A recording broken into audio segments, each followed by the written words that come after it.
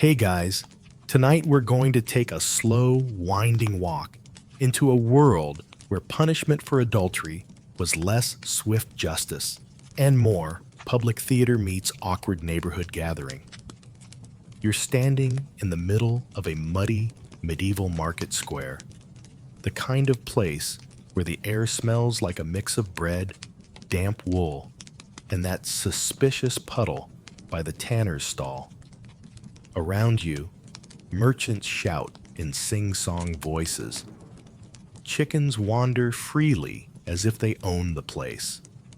And somewhere, a lute plays a tune that's been out of fashion for at least 40 years. You probably won't survive this place. Not because of the punishments, but because you'd trip on a loose cobblestone, embarrass yourself in front of half the village, and then find yourself at the center of a very different story. So, before you get comfortable, take a moment to like the video and subscribe, because you might fall asleep during this story, and share only if you truly enjoy what I do here. Post your location and the local time in the comments. It's always fun to see where you're listening from. Now, turn off the lights and lie down on your chair or bed, and let's begin tonight's journey together. You trudge through the slush at the edge of the square, your boots making a wet squelch with each step. The gossip has been simmering here all week, carried on the breeze with the smell of roasted chestnuts. A baker's boy darts past you, eyes wide, clearly rushing to catch the unfolding scene. To your left, the blacksmith leans on his hammer like it's a walking stick, watching with the slow grin of someone who's seen this sort of thing too many times to be scandalized. In the center of the square stands the pillory, two sturdy oak planks weathered to the color of old tea, their iron hinges creaking slightly, as if even they are curious about the day's entertainment.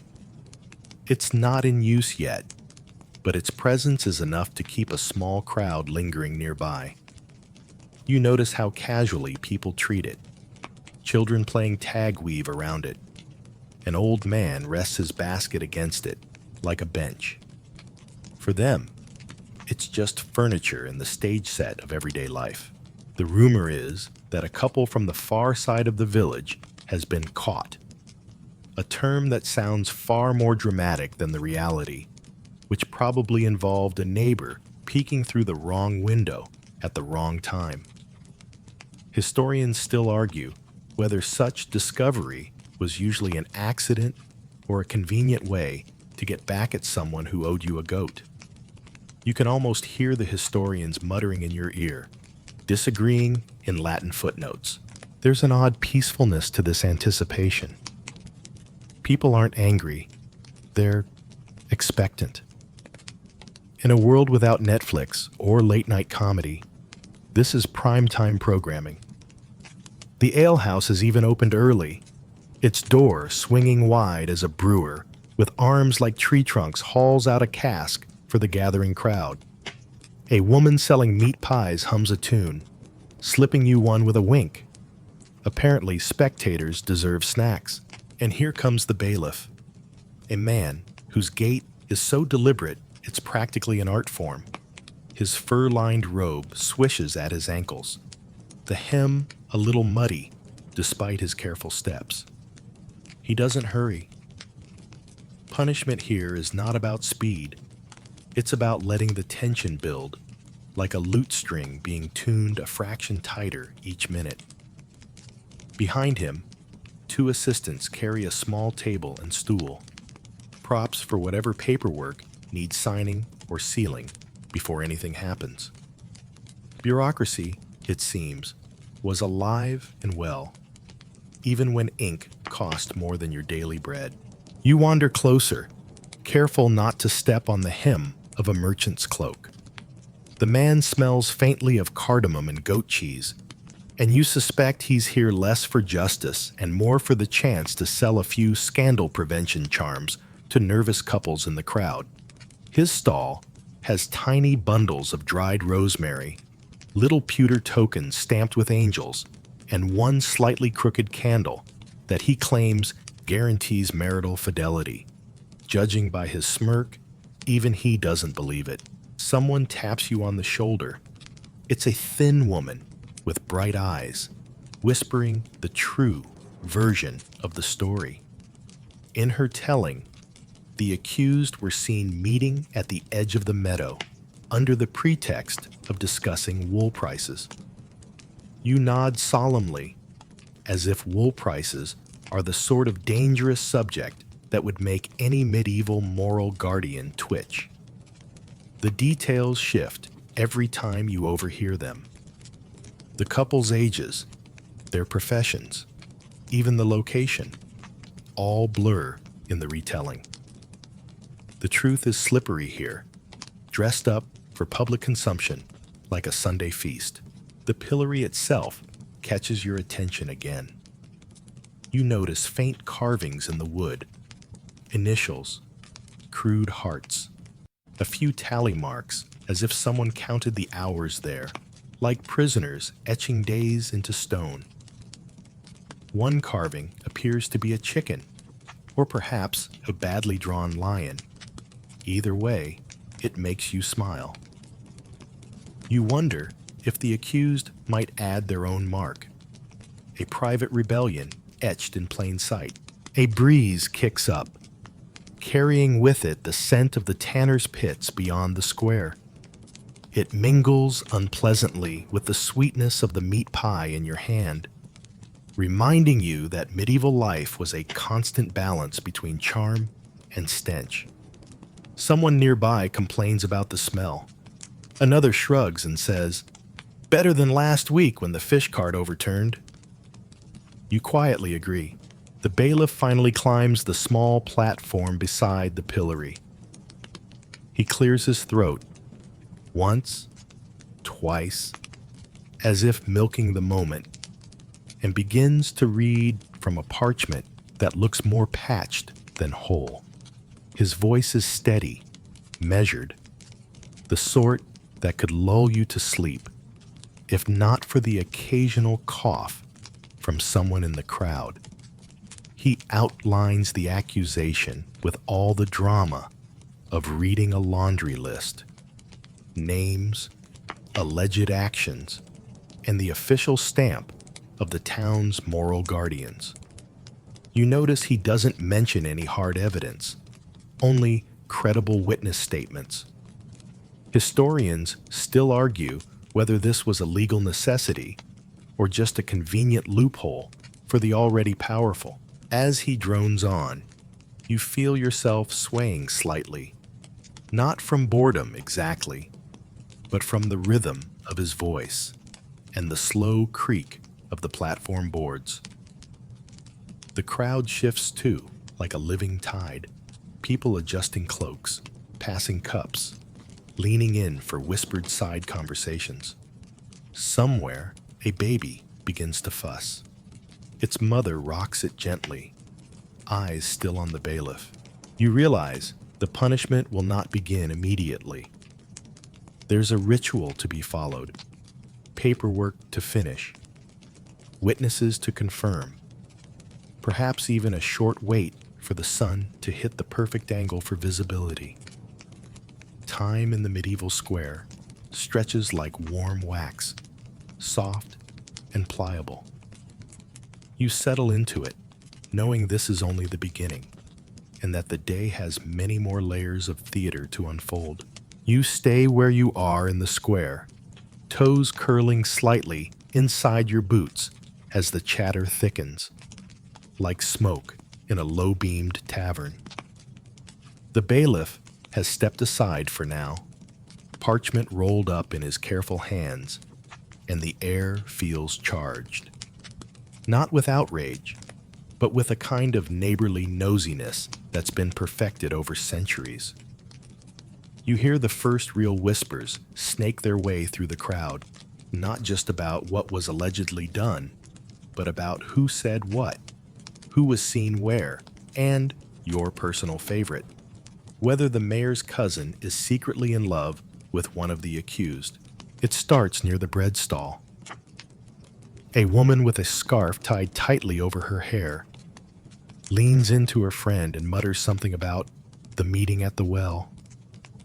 The friend gasps, the sharp inhale exaggerated enough to earn a glance from a nearby shepherd. Apparently, one of the witnesses claims they saw the accused pair drawing water together after sunset. You'd think they had been caught plotting the overthrow of the crown, not just sharing a bucket. From the edge of the square, you spot a clerk from the town hall, thin as a quill, hands clasped behind his back, listening intently to two farmers. They're recounting what they heard from the miller's wife, who heard it from the cooper, who may have been napping when the whole thing happened. Historians still argue whether these spirals of hearsay were intentional theater or just the inevitable result of boredom in a pre-television society. Either way, you can't help smiling at the sheer efficiency of it. Within a day, the story has more revisions than a royal charter. You edge closer to a knot of older men near the cobbler's bench.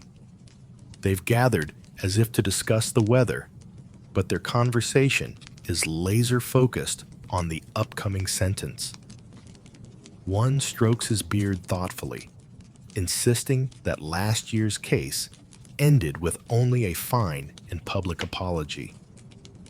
Another insists this one's more serious, though he doesn't elaborate on why.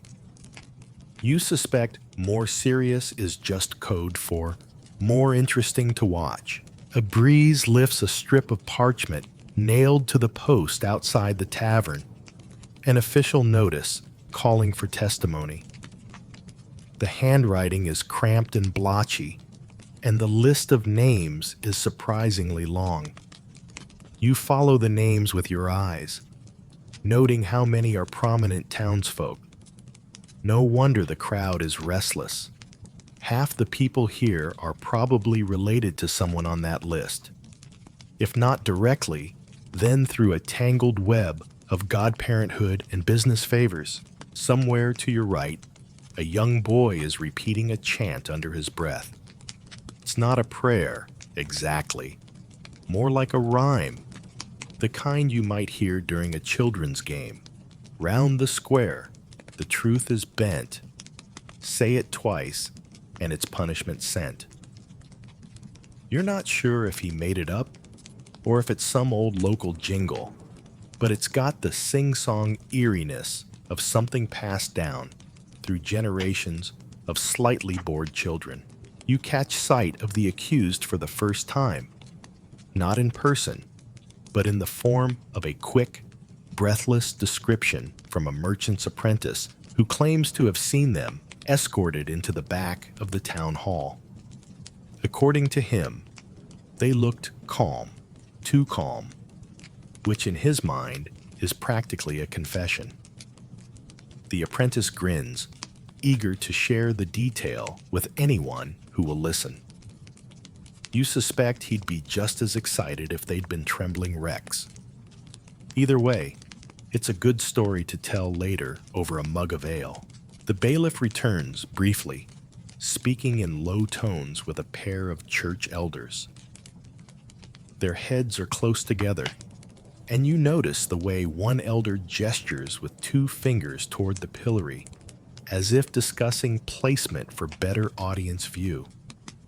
The other elder nods solemnly, though his eyes keep darting toward the pie seller's cart. Even in matters of justice, a man has to think about lunch. From behind, you comes a sharp, distinct laugh. Someone's just made a joke at the expense of a witness who once accused a neighbor's goat of eating church candles. That story, it seems, is still fresh in the collective memory, and the accused goat gets brought up as a benchmark for unreliable testimony. You make a mental note. In this place, Reputations aren't just about what you do. They're about the quality of the scandals you survive.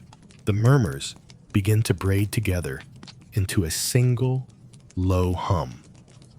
You hear snatches of debate about the appropriate punishment. Stocks for a day? A fine plus public shaming? Someone suggests a pilgrimage, but another scoffs. Too much walking. And who will tend the fields in their absence? Historians still argue whether these debates were genuinely considered by authorities or simply a form of social release, giving the crowd a sense of involvement without any real influence. You drift toward the edge of the square, where a group of younger townsfolk lean against the half-timbered wall of a shop, swapping ever wilder versions of events. In one telling, the accused were caught in the bell tower. In another, they were discovered in the herb garden, surrounded by suspiciously romantic basil plants. You try not to laugh, but the image of illicit basil is strangely funny. You wonder if, centuries from now, someone will dig up this tale and write an overly serious paper titled "The Role of Basil in Medieval Scandal." The sun begins to slip behind a patchy bank of clouds, casting the square in that soft, silvery light that makes everything look a little more dramatic. People shift on their feet, pulling cloaks tighter. There's no sign yet of the accused emerging, but the energy in the air says it won't be long.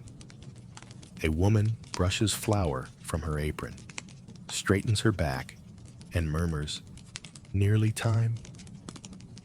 It feels like the collective breath of the square is slowly drawing in, ready to hold until the moment arrives. Somewhere in the distance, a bell tolls. Just once, low and resonant. You're not sure if it's a signal or just the hour, but either way, every head turns toward the town hall. The whispers quiet, and the crowd leans forward, bodies angling toward the source of the day's most carefully curated scandal. You realize that here, the trial doesn't start when the judge speaks. It starts when the people decide to listen. The air in the square settles into that peculiar mix of anticipation and mild boredom, like waiting for bread to finish baking. You're close enough to the pillory now to see the little details. The rough grain of the wood, the slight warp where years of rain have swelled it, the iron clasps rubbed smooth by countless hands and necks. It doesn't look comfortable. Of course, it's not meant to. But you notice the footrest carved into the bottom plank. A surprising little mercy, as if someone, centuries ago, decided that humiliation should still allow decent posture. Around you, people murmur about the pillory's last guest, a miller who'd shorted his flour sacks by a few handfuls.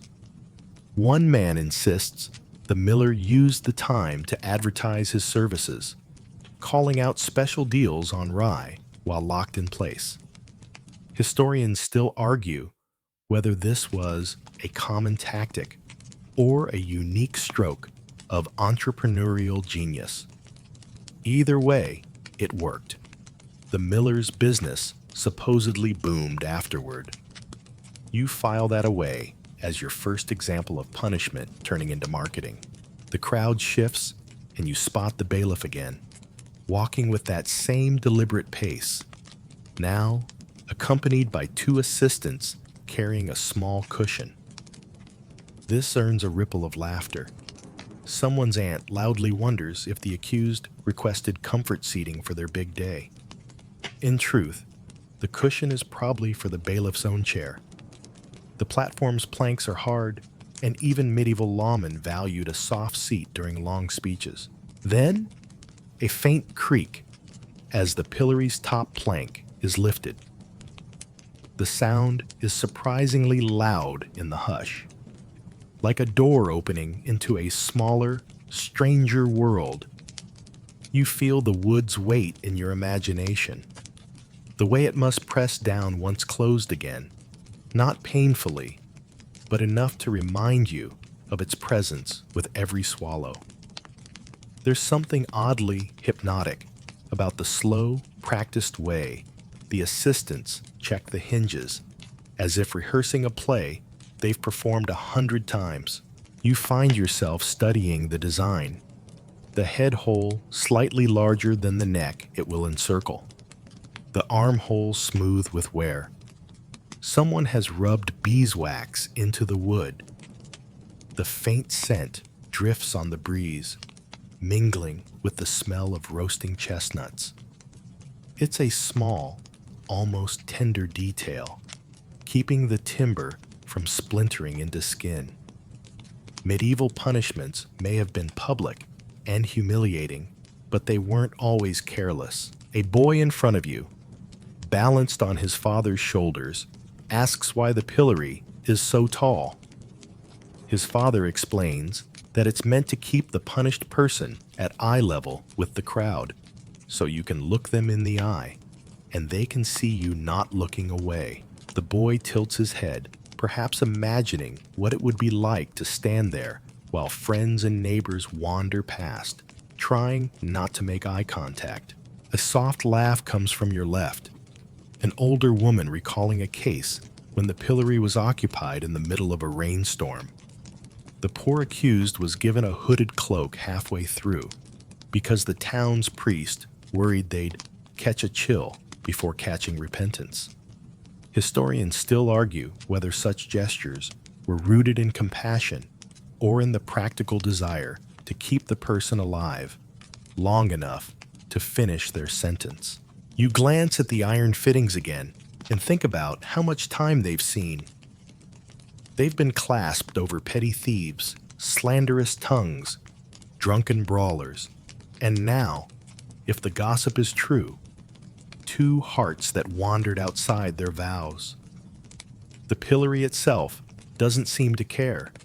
It waits with the same patience for whoever is brought to it, silent and unjudging except for the creak of its hinges. Some in the crowd start to stake out good spots for viewing.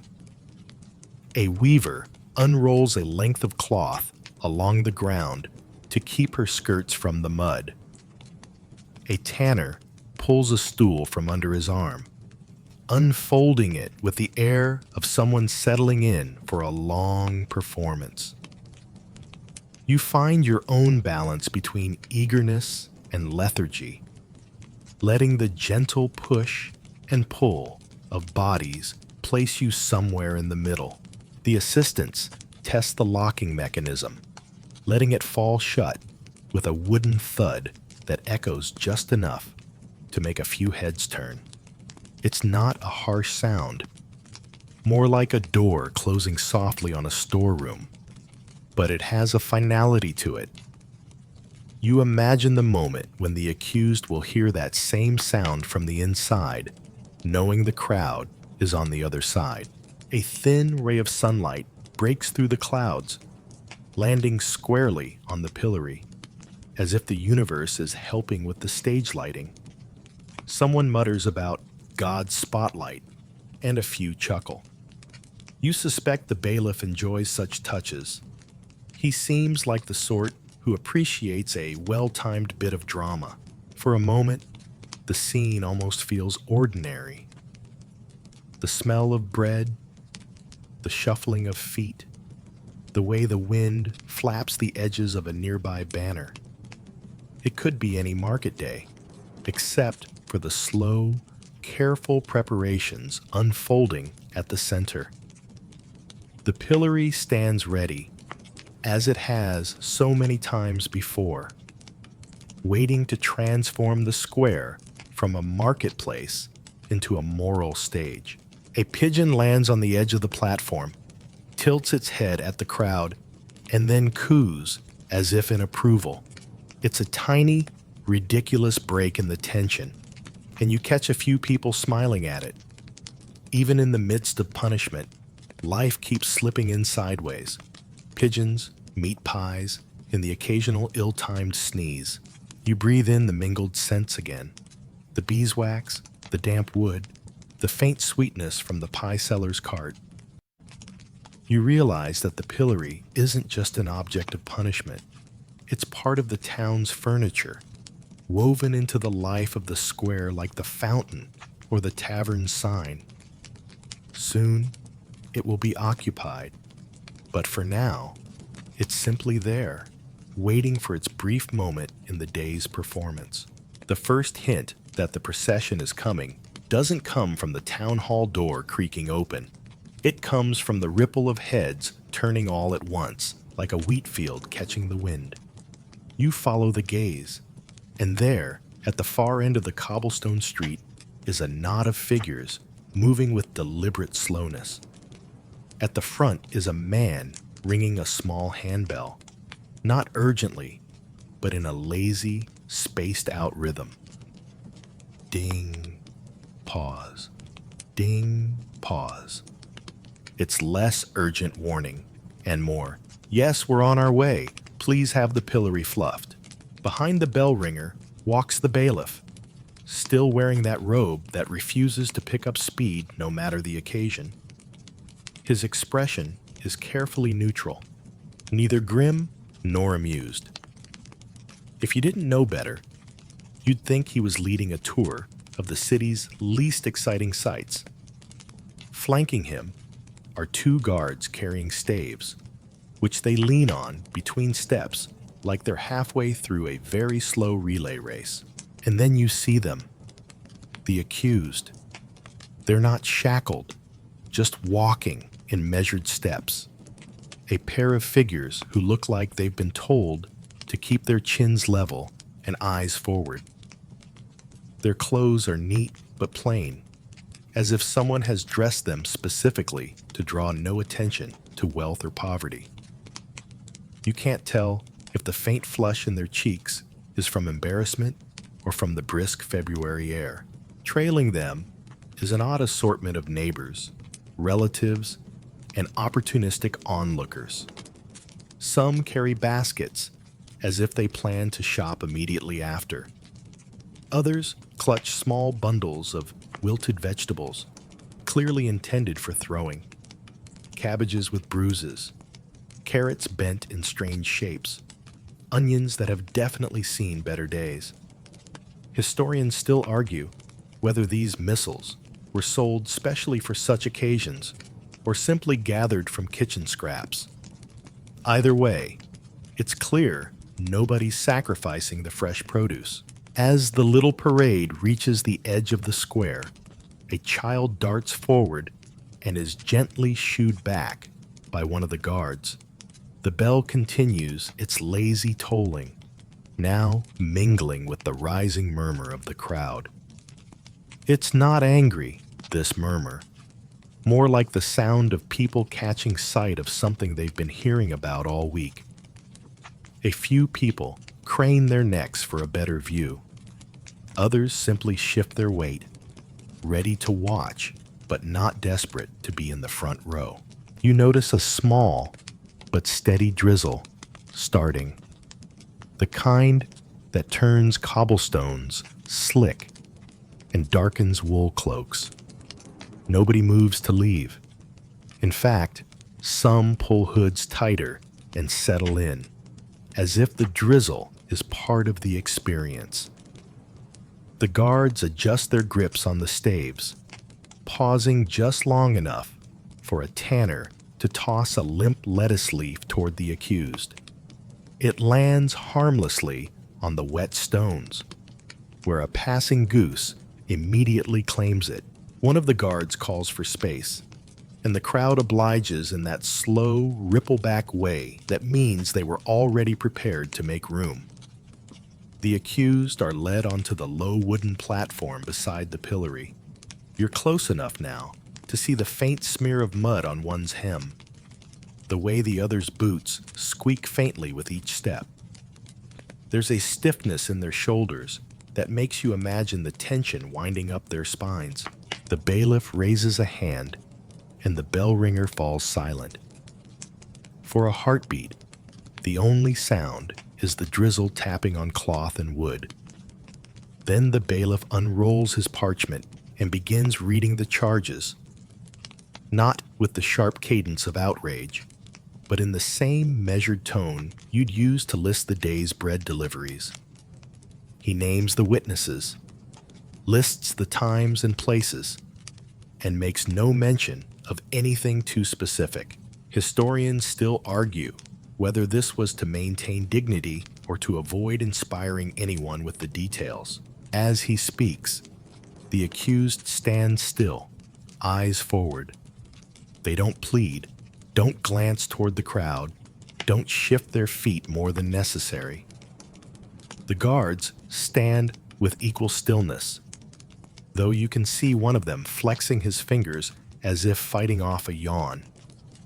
A man behind you whispers something about how the last procession was livelier, and his companion shushes him, not for rudeness, but for breaking the slow, deliberate rhythm of the scene. When the bailiff finishes, he lowers the parchment and gives a small nod to the assistants. This is the cue. The accused step forward, one at a time, toward the waiting pillory.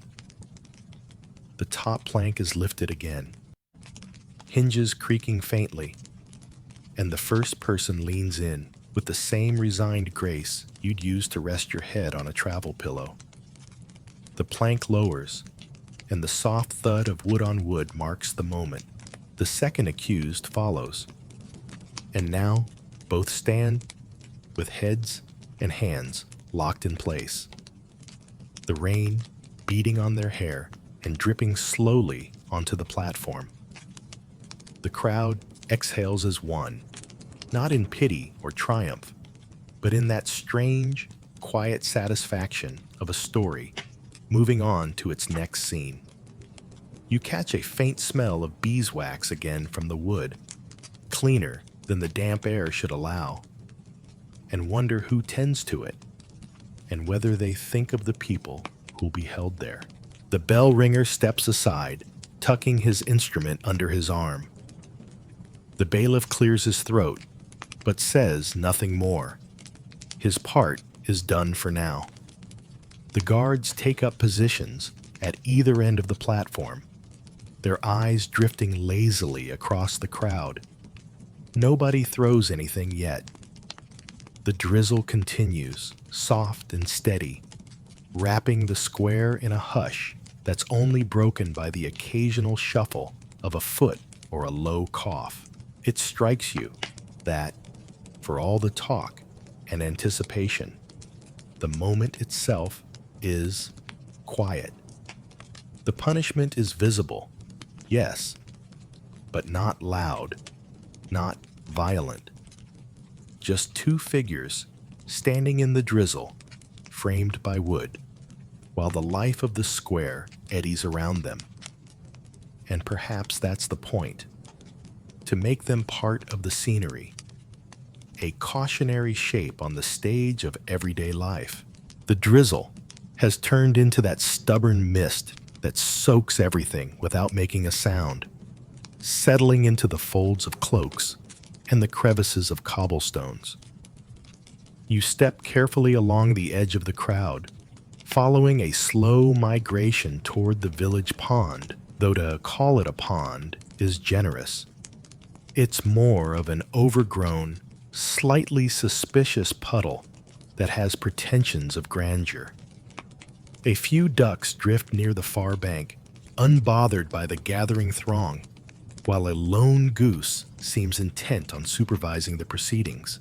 The accused aren't being rushed. No one's dragged or shoved. Instead, there's that same processional pace you noticed before, as if someone has decided this punishment is not just a sentence, but a full-day feature in the social calendar. A thin, wiry man at the front carries a long pole with a loop of rope at the end. You can guess what that's for, though the rope is surprisingly clean, as if it's been rinsed before its big moment. Historians still argue whether this was standard procedure for ducking, or simply the result of one very house-proud official. You pass a group of young women huddled under a patched wool blanket. One of them whispers something about the pond being colder than the bishop's wine cellar, and the others giggle softly. Their laughter feels almost conspiratorial, like they're enjoying a moment of mild rebellion in the presence of official business. The path narrows as you approach the water's edge. Someone has laid wooden planks over the mud, though the boards tilt precariously under the shifting weight of the crowd. The accused are brought forward one at a time, and the goose, ever vigilant, honks as though announcing their arrival.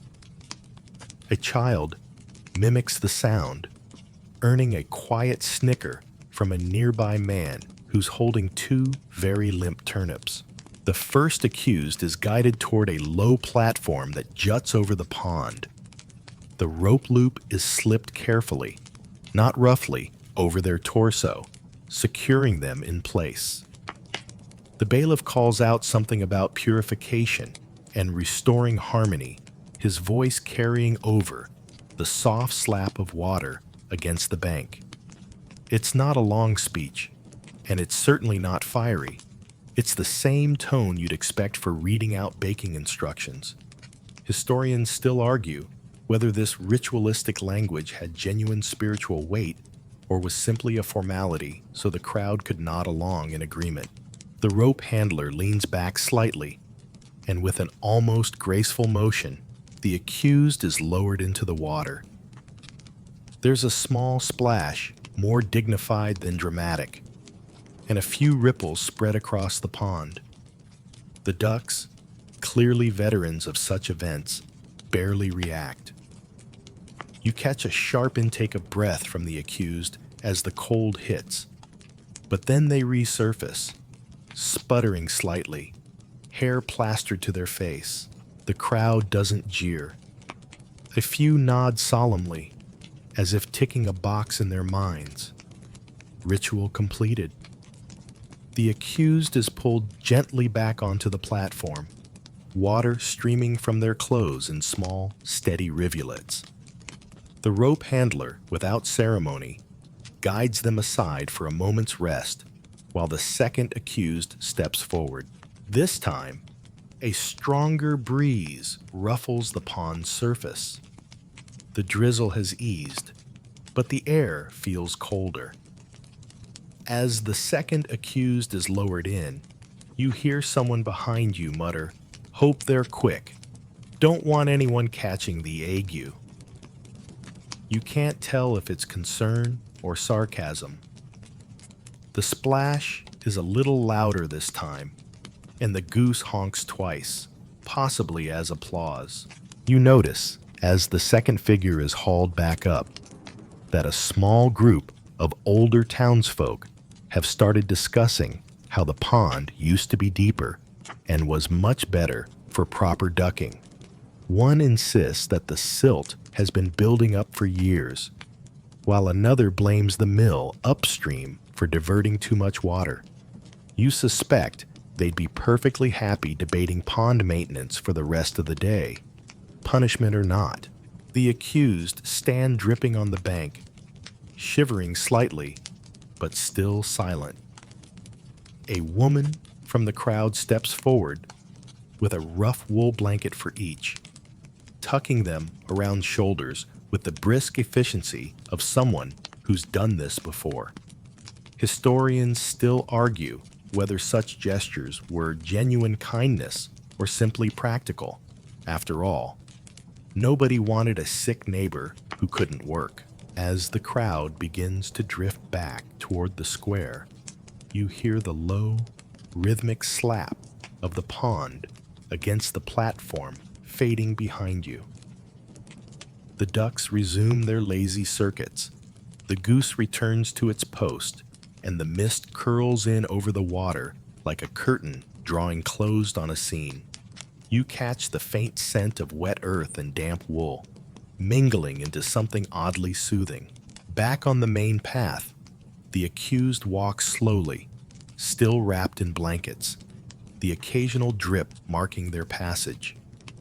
There's no triumphant announcement, no proclamation, just the shuffle of feet on damp boards and the gentle murmur of conversation as everyone prepares for the next stage of the day's justice.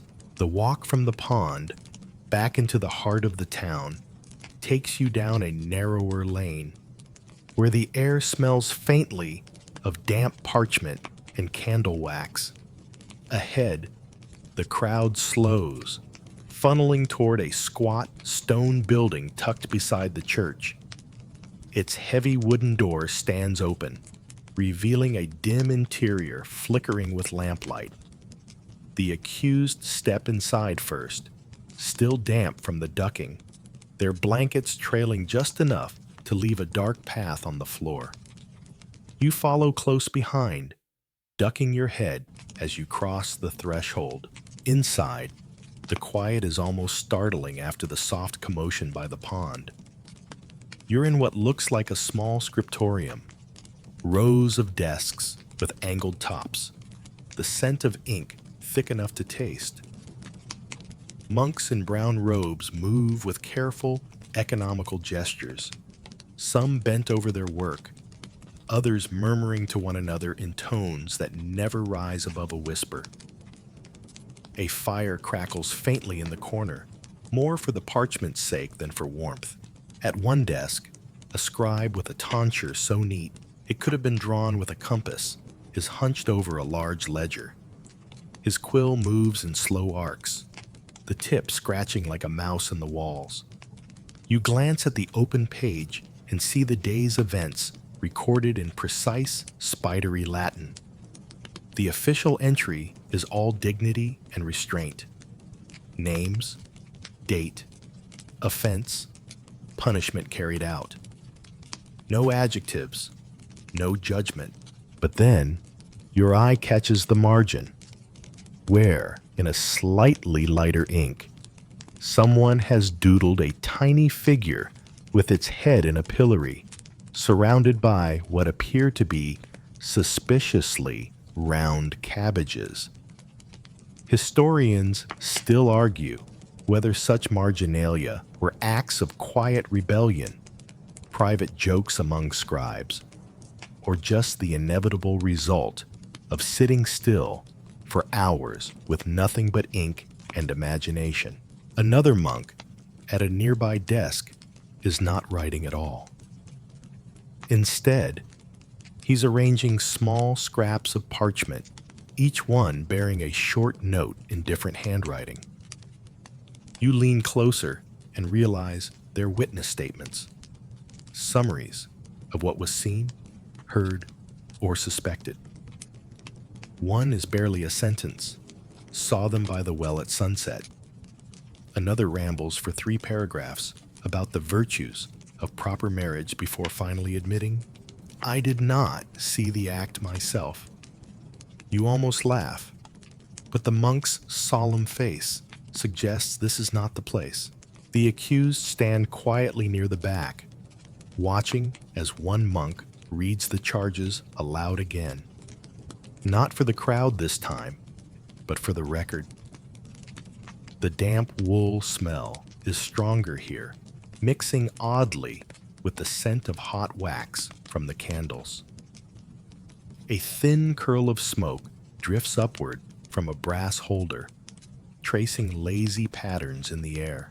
On a side table, you notice a collection of seals, small metal stamps used to authenticate documents.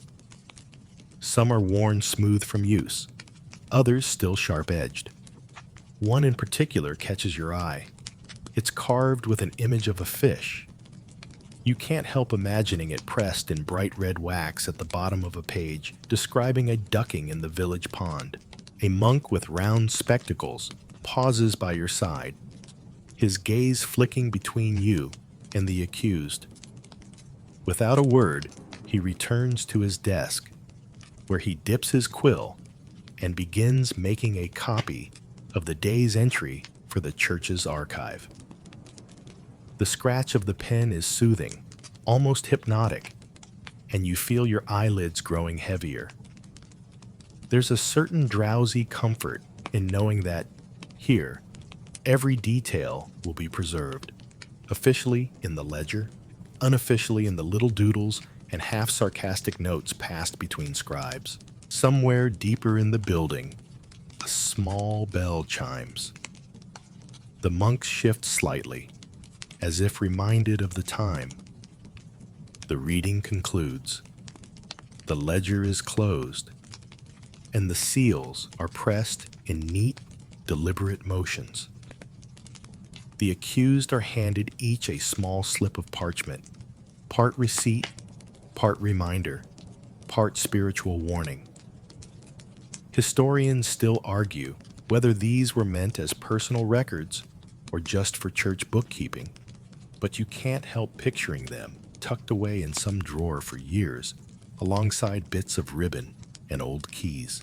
When you step back outside, the dim light and gentle scratch of quills linger in your ears, like a quiet hum.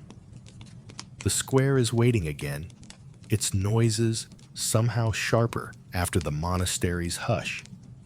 The accused step into the daylight, the blankets now just damp enough to be heavy, their pace unhurried. The next stage awaits, though no one seems in any rush to get there.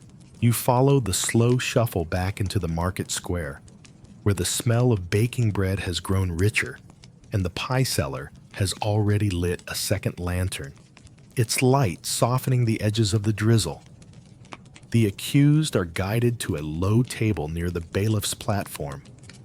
Upon it sits a simple wooden coffer, its lid carved with an unambitious knotwork pattern, more functional than decorative. Beside it lies a small set of balance scales and a pouch of iron coins that clink like tiny bells when moved. A clerk you haven't seen before appears from the crowd, his wool cap slightly askew. He sets down a ledger, opens it to a blank page, and begins preparing the ink. His fingers are stained dark from years of this work, but he handles the quill with a quiet elegance. He nods to the bailiff, who clears his throat, not for drama this time, but simply to speak above the low murmur of the onlookers. The fine is announced in a tone as flat as the stones beneath your feet. It's a modest sum, not ruinous, but enough to sting, like losing your best gloves in the wind. You catch a ripple of murmurs in the crowd. A few people clearly think it's too light, others too heavy. Historians still argue whether fines in adultery cases were set to deter, to humiliate, or just to keep the town coffers comfortably full. One of the accused steps forward first, fumbling with a small pouch at their belt. The coins inside clink heavily, and you notice their edges are worn smooth from years of hands and purses. They count them out one by one onto the clerk's scale, each clink followed by the tiniest adjustment until the balance tips just enough to satisfy him. The process is slow, methodical, almost ceremonial. The second accused takes longer. They glance at the bailiff, then at the crowd, and finally produce a mismatched handful of coins. Some larger, some so thin they look like they've been shaved. The clerk studies them closely, holding one up to the lantern light before deciding it passes. When the last coin drops onto the scale, the beam dips and he gives a small nod. The coins are swept into the coffer with a soft metallic sigh. From somewhere behind you comes a half-whispered joke about buying your way back into grace, followed by a stifled chuckle.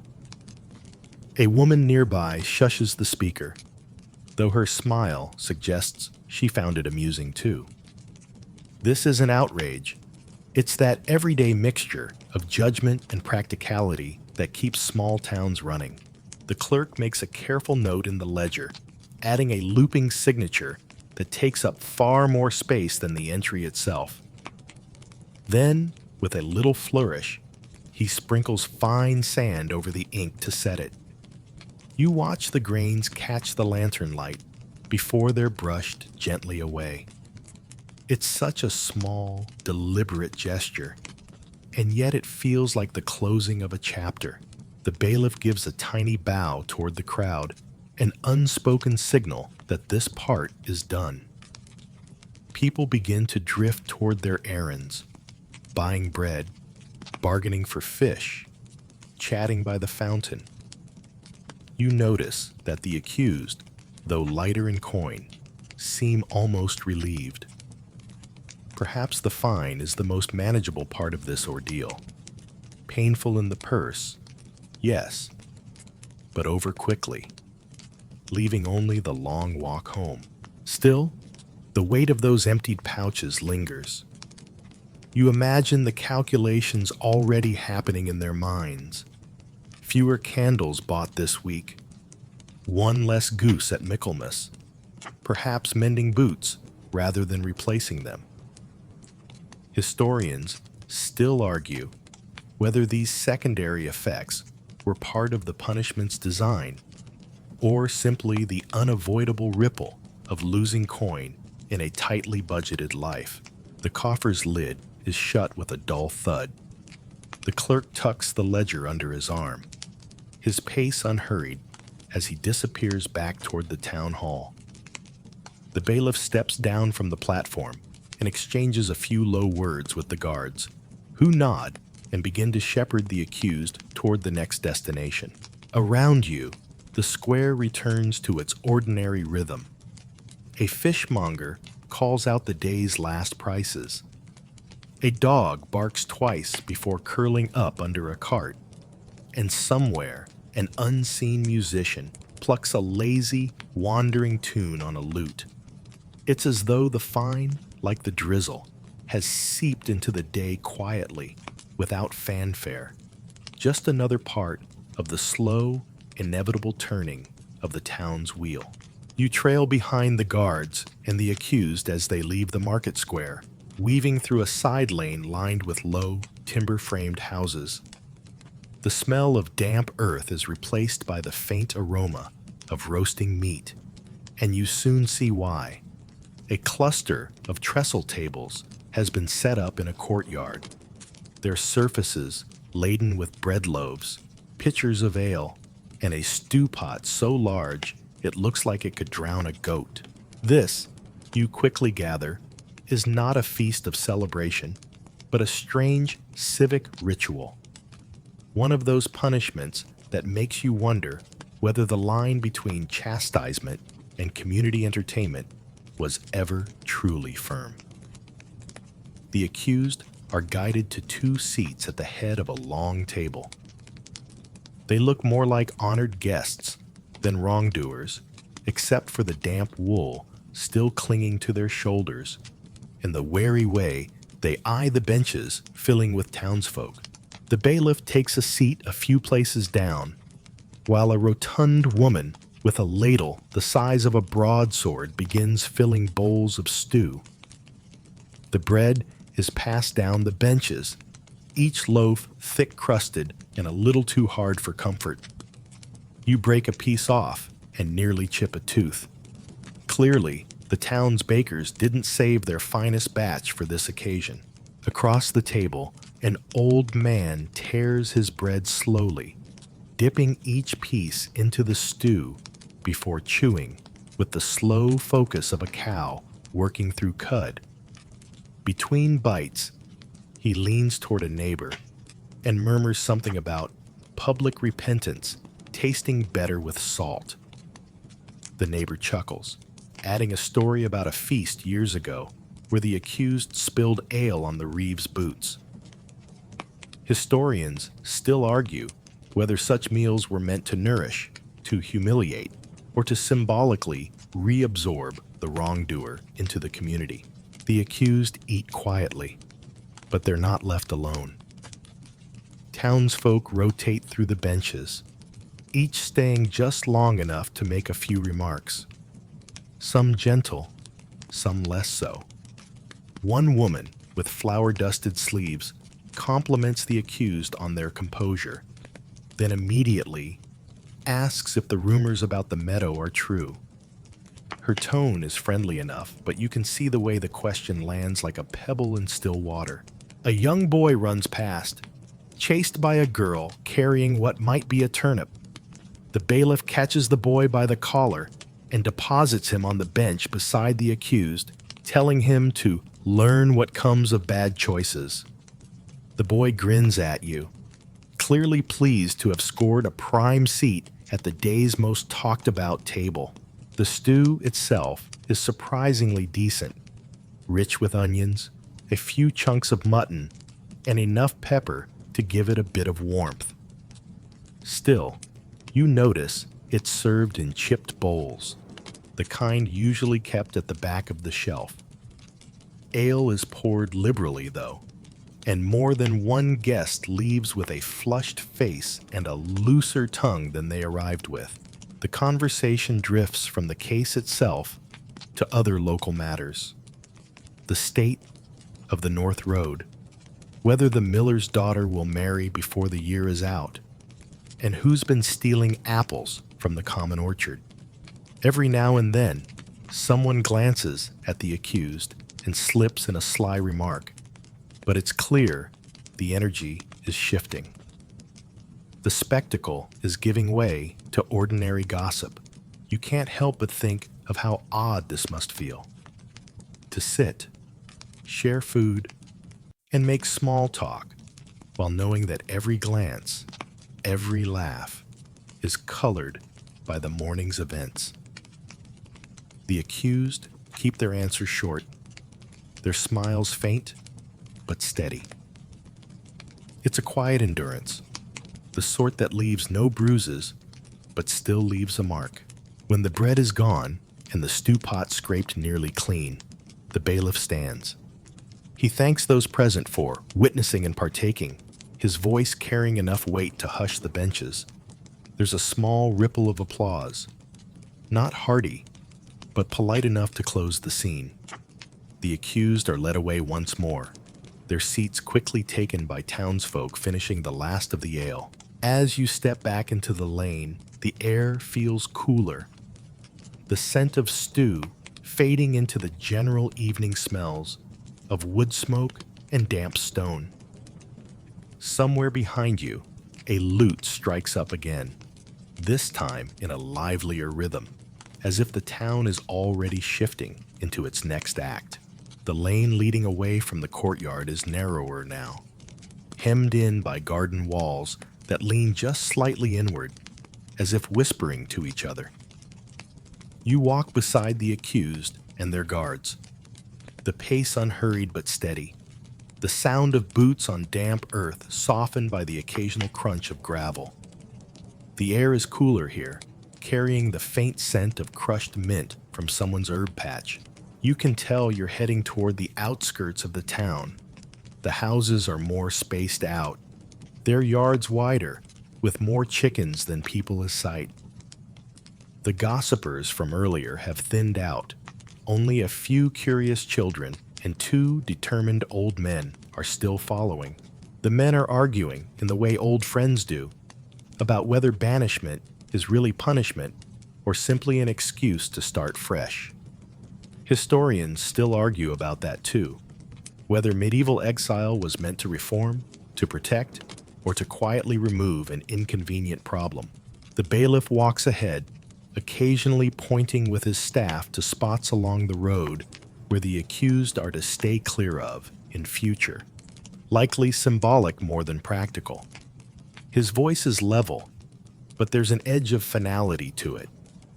Each place name feels like a stone being set into the path behind them, a reminder of where they cannot tread again without inviting trouble. The road curves, and you find yourself passing a small cluster of children who've stationed themselves along a low fence. One girl waves shyly, another boy whispers something that makes the rest giggle. They don't shout insults or throw anything. They just look on with wide, curious eyes, memorizing the scene so they can recount it to their parents later in the warm glow of a kitchen fire. At a bend in the path, you pass a solitary figure sitting on a tree stump. He's a woodcutter, judging by the axe leaning against his knee, and he watches with a calm, unreadable expression. As the accused pass, he nods once, slow and deliberate, as though acknowledging a fellow traveler rather than an offender. It's a gesture so small it almost disappears into the mist. A little further on, the houses give way entirely to fields. The boundary is marked by a low stone wall, moss thick on its top. This is where the bailiff stops. He steps aside, allowing the accused to walk past the wall and onto the narrow track beyond. There's no ceremony here, no dramatic speech, no crowd roaring approval. Just the quiet shift of boots from cobblestone to dirt and the soft sigh of wind over grass. One of the guards calls after them, "You'll find work somewhere." It's half encouragement, half formality. The accused glance back once, whether at the guard, the wall, or the town beyond. You can't quite tell. Then continue walking. Their figures grow smaller with each step, soon swallowed by the slight rise of the land. The bailiff stands, watching for a moment longer, then turns back toward town. The guards follow, their pace quicker now that the task is done. The children have already scattered, running toward their own homes. Only the two old men remain for a moment, one sighing as the other mutters something about seeing them again before winter. You suspect that in a town this size, he might be right. As you retrace your steps, the road feels different, emptier. The herb scent has faded, replaced by the faint smell of smoke drifting from chimneys. The houses seem to lean back again, their whispered conversation concluded for now. You glance over your shoulder, half expecting to see the accused still in view, but the lane is empty. Their footsteps have already faded into the damp earth, leaving only the memory of the slow walk and the small, lingering stares along the way.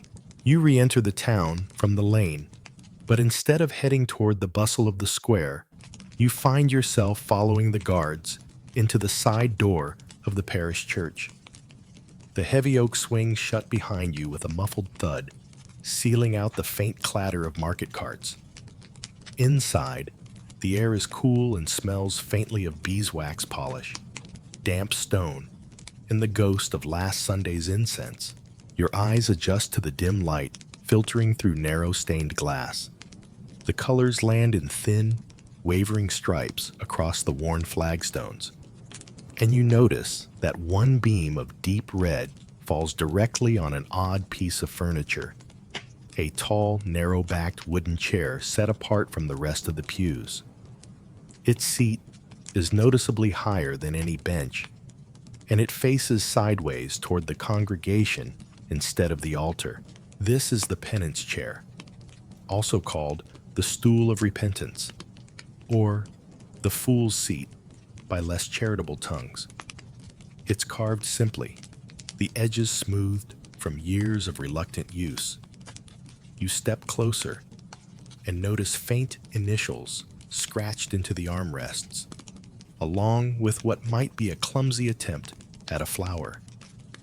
Historians still argue whether these marks were deliberate graffiti or nervous fidgeting during long hours of public display. The guards gesture for the accused to take their places, one after the other, while the parish clerk quietly informs the presiding priest. There's no dramatic announcement.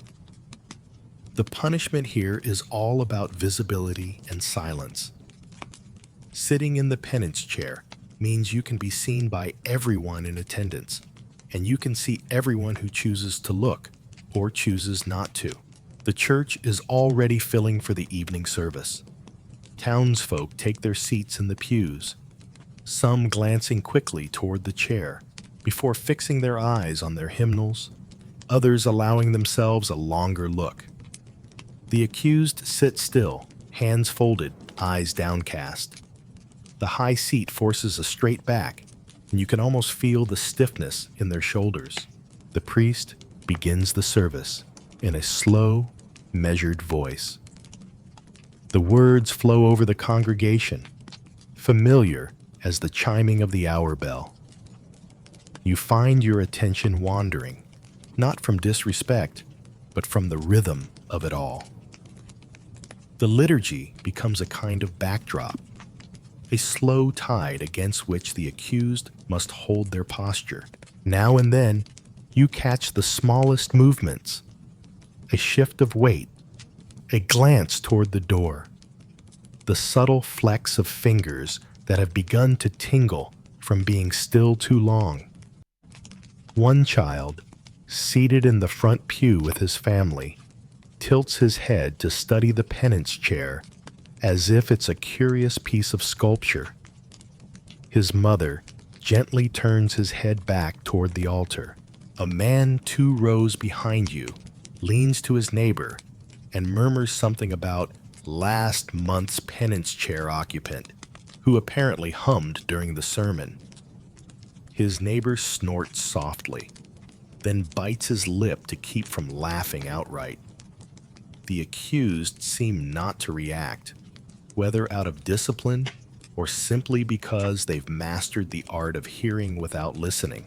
The sermon itself takes on a certain edge of relevance, subtle enough that only the most attentive might notice. The priest speaks about fidelity and community bonds, about the trust that knits neighbors together. Historians still argue whether such pointed messages were coordinated with local authorities or merely the priest's own decision. Either way, it's hard not to feel the words settling like a second weight on the shoulders of those in the penance chair. The service winds down. Candles gutter slightly in the draught as the congregation stands for the final hymn. The accused remain seated, their role here not yet complete. The dismissal is given, and the pews empty slowly, people filing past the chair. Some offer small nods. Others glance away, as though making a show of indifference. When the last parishioner leaves, the priest gives a short blessing to the accused, his tone gentler than the earlier sermon. They rise stiffly, step down from the high seat, and are led back toward the side door. You follow, noting how the beam of red light has shifted now, falling across the empty chair, as if marking it for whoever might sit there next. You step out into the cooling evening, where the lamps along the main road burn low and steady, their light pooling in soft, amber patches. The air carries the faint tang of wood smoke from dozens of hearths, and above you, the sky is a deepening blue, scattered with stars. The accused are led toward the north gate of town, their pace measured but not reluctant. This is the start of their penance pilgrimage, an old remedy for old sins, where the punishment is as much about the road beneath your feet as it is about the prayers on your lips. The gatekeeper, a burly man with a lantern in one hand and a ring of keys in the other, exchanges a few words with the bailiff before swinging open the gate. The hinges groan, not in protest, but as if stretching after a long day. The accused step through first, their boots crunching over the gravel path beyond. You follow, feeling the air shift, cooler, less scented by bread and animals, more open, touched with the faint sweetness of meadow grass. The road is narrow and rutted, its edges lined with low, dew-slick weeds.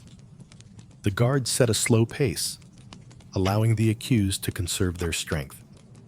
It's a long journey to the shrine where they're expected to make their offering, and the town's punishment doesn't hinge on speed. In fact, part of the ordeal is the deliberate, meditative pace.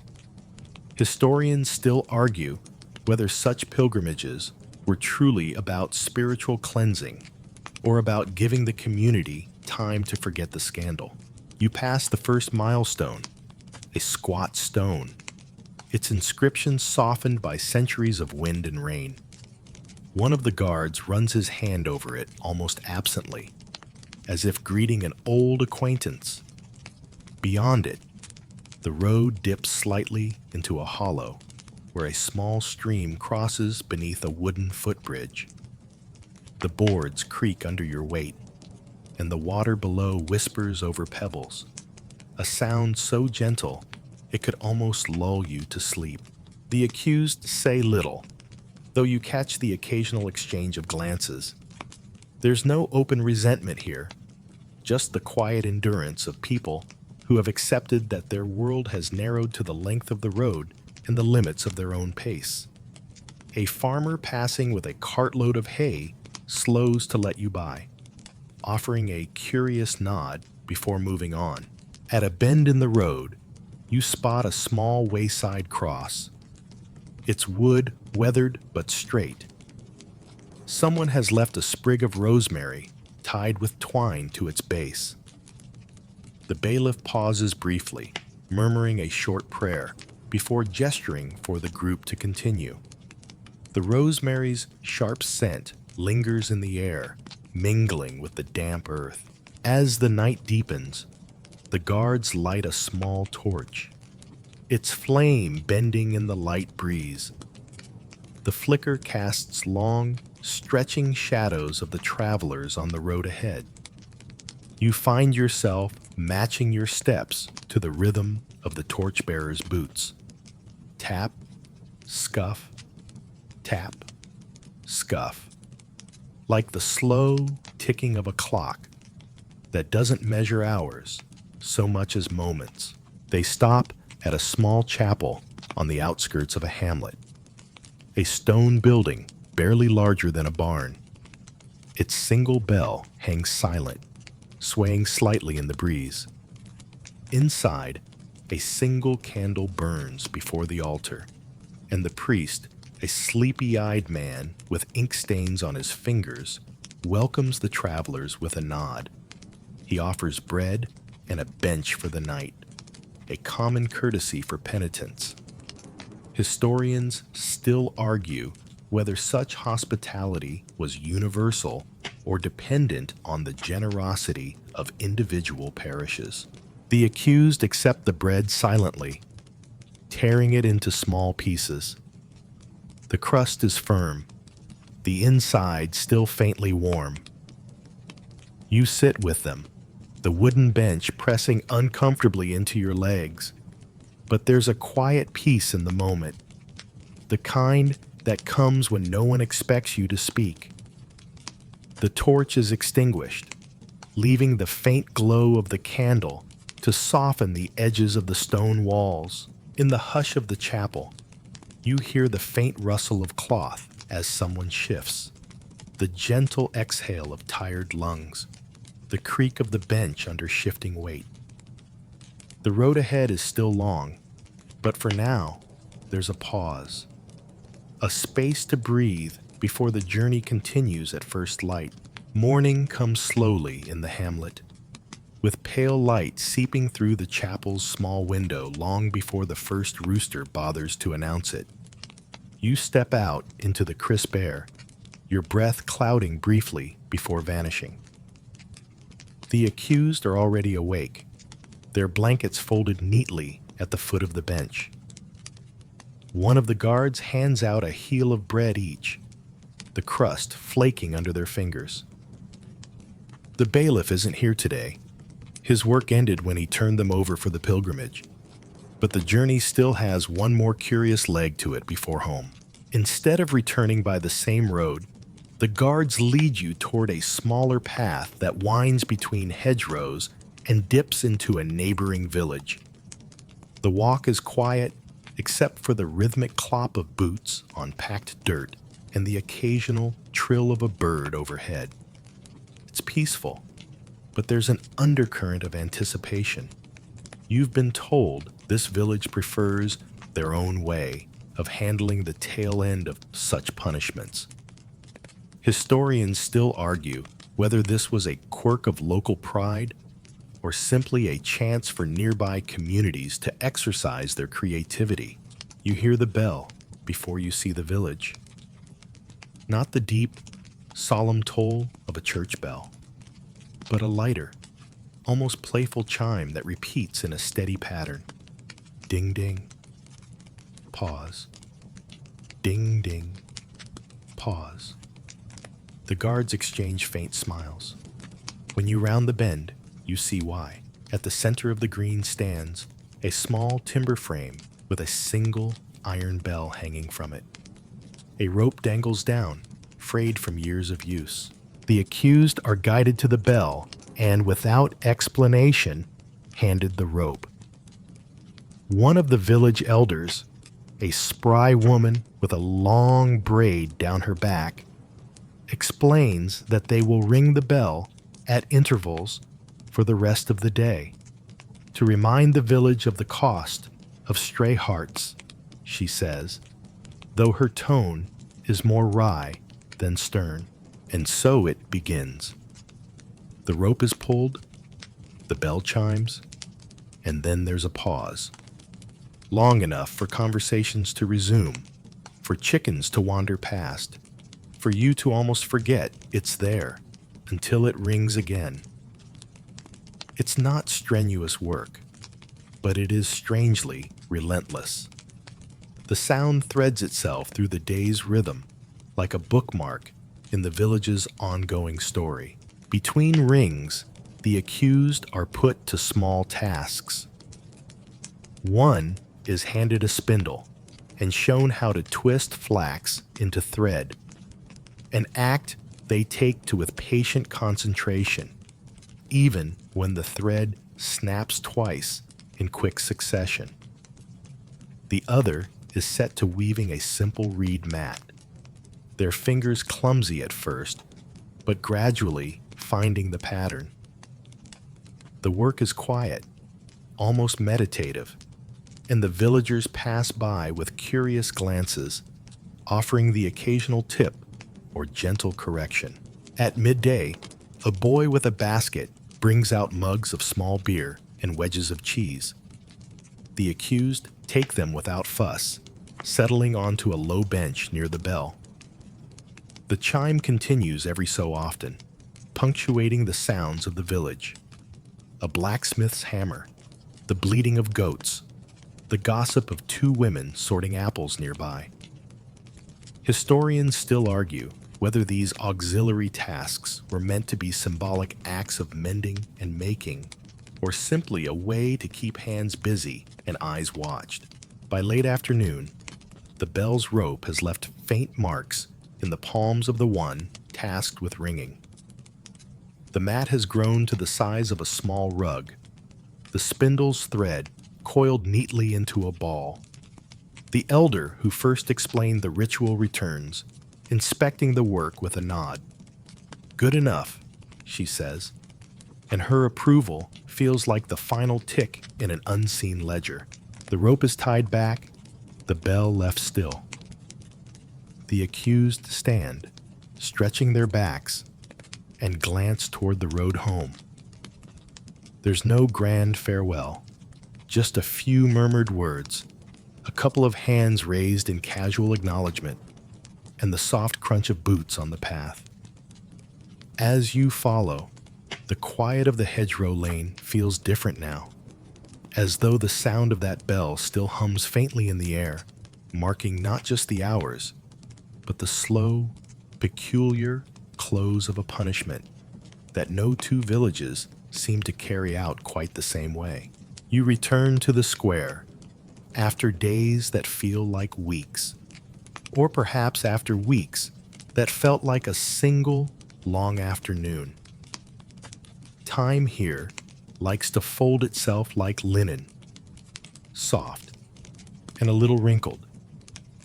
The pillory is empty, its wood drying in the pale sun. Beeswax, still lending that faint honeyed scent you kept catching earlier. The grooves and initials remain, but the moisture has lifted, and the grain shows pale gold in the light. Around you, life moves at its old, stubborn pace. The pie seller testing loaves with a knuckle, the blacksmith's slow anvil beat, the dog beneath the cart sighing as if it alone understands municipal policy. The accused are nowhere in sight, which is the point. Their footsteps have slipped into the big pocket of ordinary days. You drift past the coffer table, now covered, the scales put away. The fine has become anonymous coin, indistinguishable from the fees for bridge repairs and new bell rope. A clerk you don't recognize is copying a list of expenses, adding what looks perilously like beeswax for public instruments. You imagine the council meeting that approved it, solemn nods, someone suggesting a cheaper wax, someone else reminding them of splinters, and the blacksmith coughing softly like a man who would prefer never to discuss woodworking again. Historians still argue whether these tiny civic entries reflect compassion or simply prudent maintenance.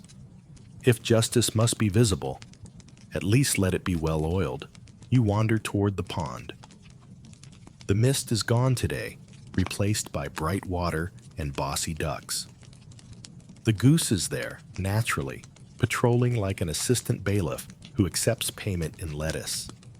The rope handler's platform has a new peg hammered in, the wood still raw at its edges.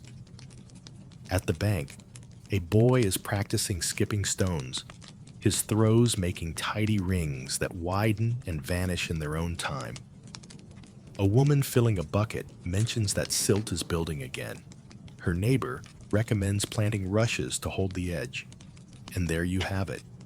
Yesterday's drama translated into today's garden advice.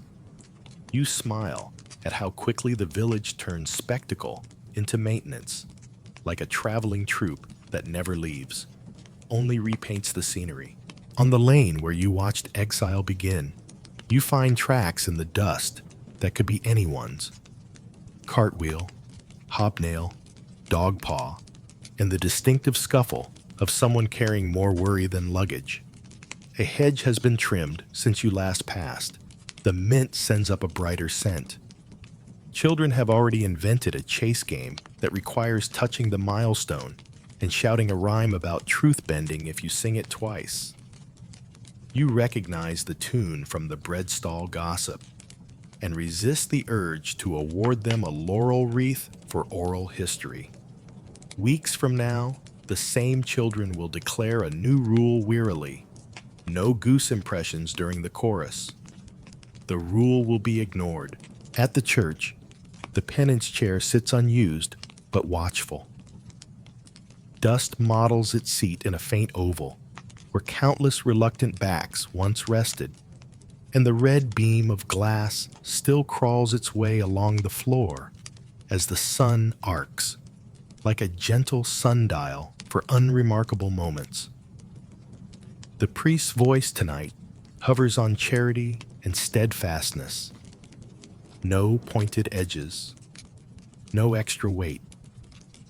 In the vestry, a hymn book is repaired with thread that looks suspiciously like the spindle's work from that neighboring village. You run a finger along the neat stitches and feel the faintest tug of continuity. Punishment turned to utility, shame to service, a bell rope blister, now a hymn seam. Speaking of bells, you pass through that neighboring green again on a market errand, and the timber frame stands quiet. The rope is coiled neatly, darker where countless hands have polished it. A reed mat leans against the smithy, its pattern simple but clean, and someone has set a pitcher on it to dry. The elder with the long braid nods to you in the same wry way and remarks that their bell is less shrill since the last penitent's patient hand. You answer with a polite murmur and think, not for the first time, how soft a community's memory can be when it's woven into chores. Historians still argue whether such local customs truly changed hearts or merely kept them busy until the gossip cooled. You pause at the monastery door. Inside, the scriptorium hums with the same soft scratch of quills, the same faint heat of candle flame. The ledger lies open. Today's entries concern a boundary dispute and a chicken that refused to acknowledge fences. In the margin, different hand, different day, someone has drawn a goose wearing what might be a very small Episcopal hat. You blink, decide that yes, that is indeed a hat, and quietly salute the universal spirit of workplace humor.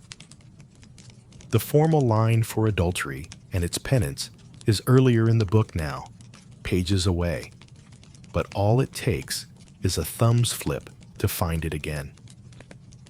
A town's memory behaves the same way, outwardly forgetful, inwardly indexed.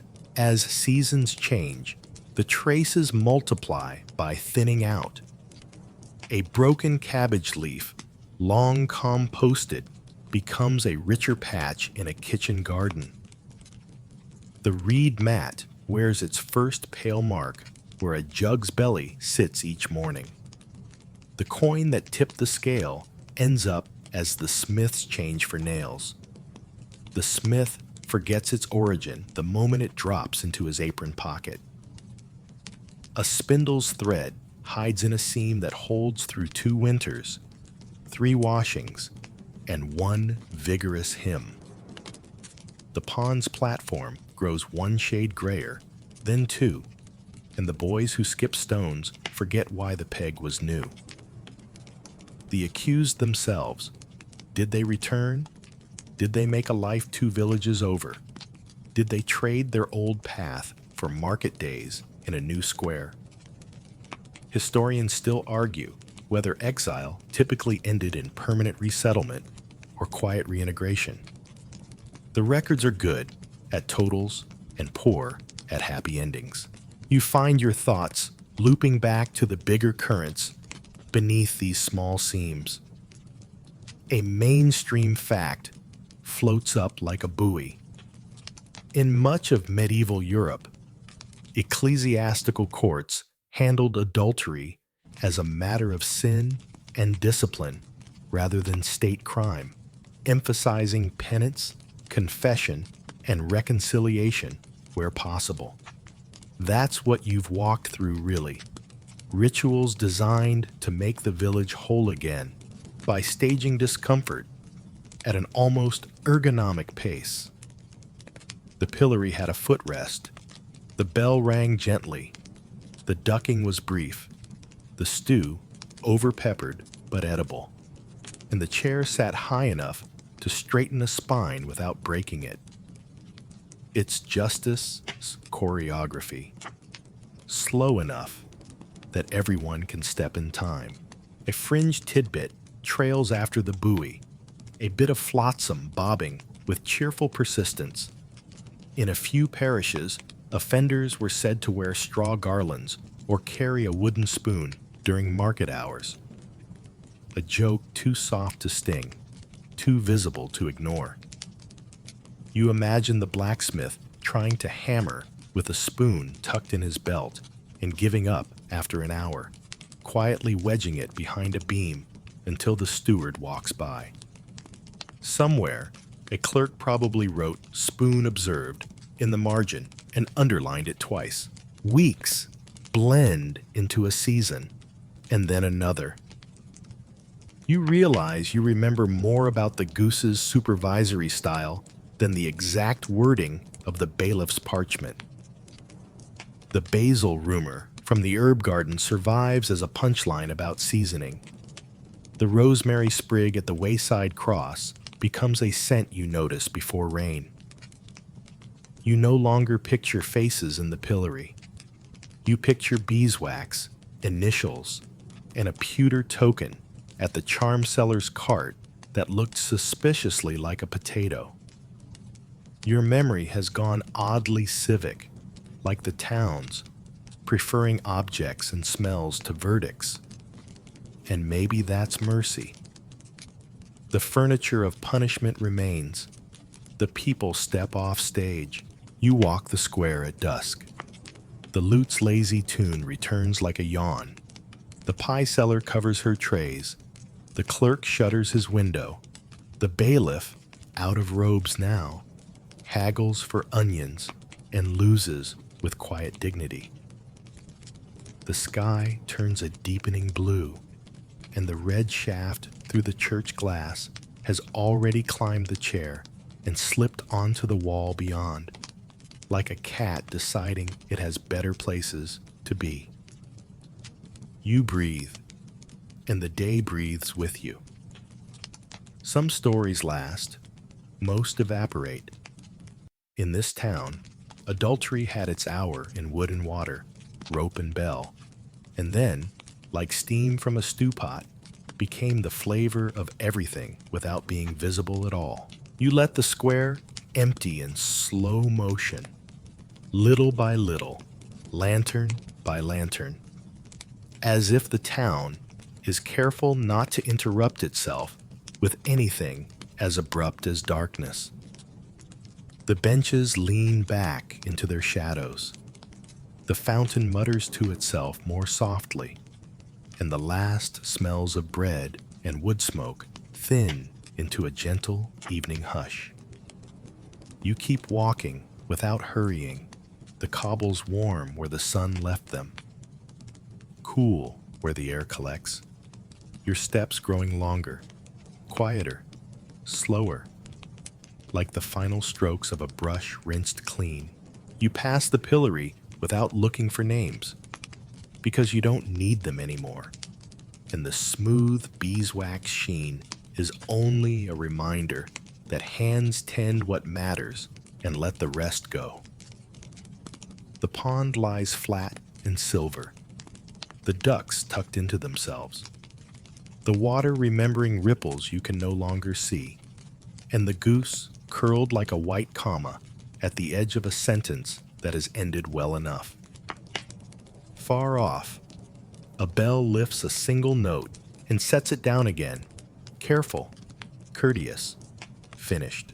You picture the road out of town growing soft at the edges in starlight, the rosemary at the wayside cross holding its scent like a small, steady promise. The mat on the smithy step drying silently, chord by chord, as the night breathes over it. You picture the chair in the church, high and still, waiting for no one, content to be a chair. You picture the ledger's page cooling, sand dusted from its ink, the little doodle in the margin holding a smile no one needs to see. You draw the last long breath in, and you let it out, and you feel the town's rhythm drift towards sleep with yours. Slower, softer, smaller, until the only thing left is the quiet certainty that ordinary days stitch themselves back together, one gentle seam at a time.